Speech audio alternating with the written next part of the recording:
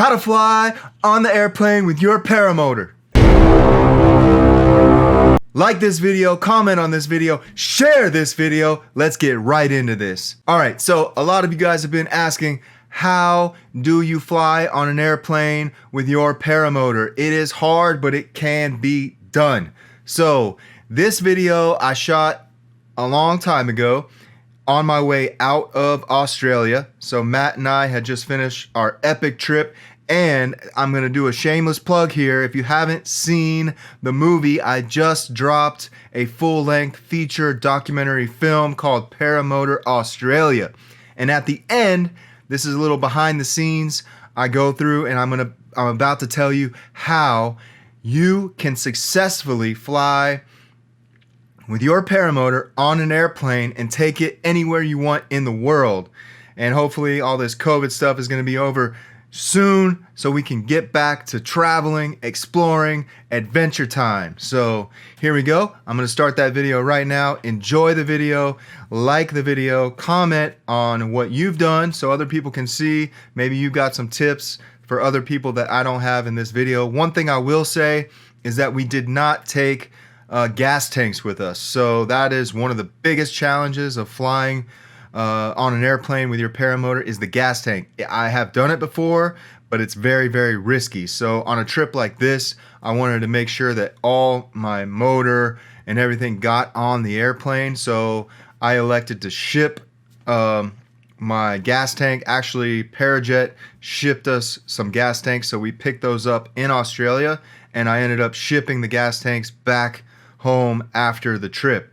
One thing I've never experimented with is you could take a fuel bladder, and there's a few people out there that sell those. So you could take a fuel bladder, which would negate all that worry with flying with a fuel tank. That is the trickiest thing right there.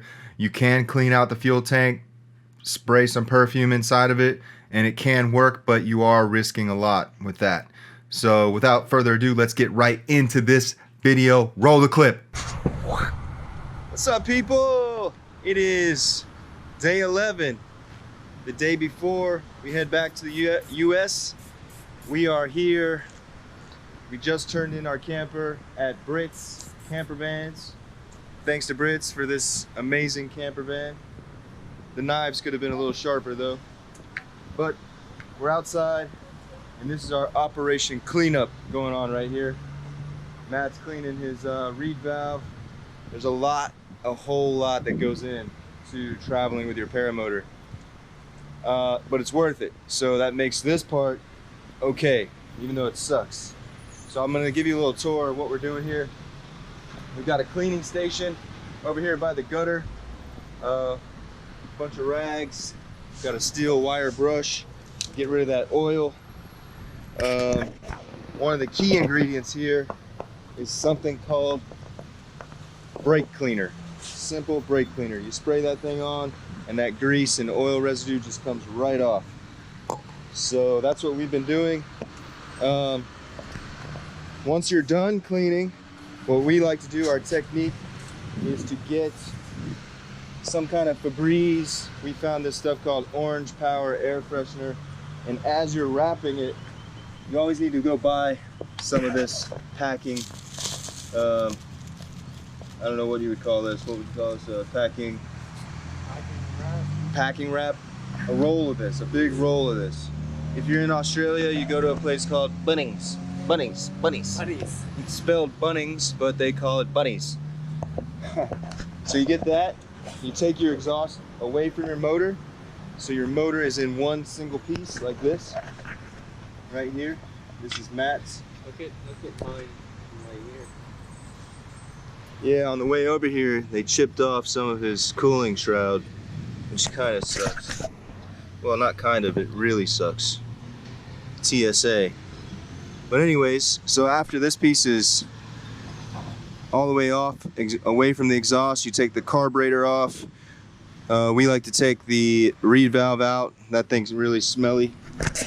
There's that reed valve. That's the first time I took it out. Well, I like to take it out. So that stuff, my carburetor, my reed valve goes in my carry-on bag, wrapped up in this wrapping stuff. cellophane, maybe is what it's called. I don't know. Then I get the exhaust, and as I'm wrapping, I spray the Febreze air freshener as I'm wrapping, so that there's absolutely no smell. So everything that I have is going to fit in these 2 bags. That's why I love this Parajet Zenith frame so much. Look at this, it breaks down.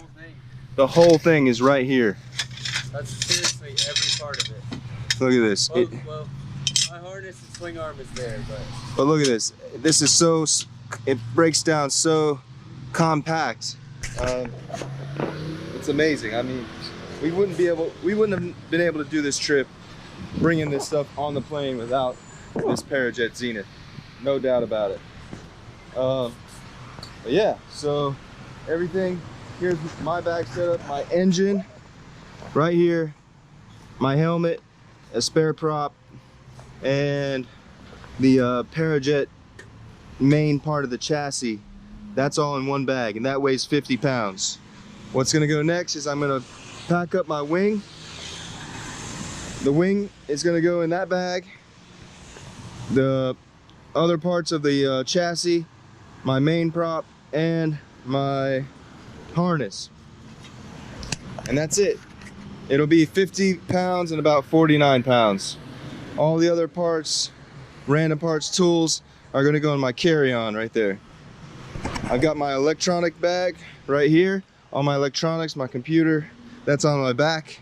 My clothes were in there. 2 bags for the paramotor. Big camper van, Australia, lots of fun. So tonight, when we're done with this, we got an Airbnb. We are gonna go hit the town for a little bit, go check out the sights, hopefully. And tomorrow morning by 10 a.m., we'll be hopefully in first class or business class on the way back to the USA. 14.5-hour flight. But it's a nice flight.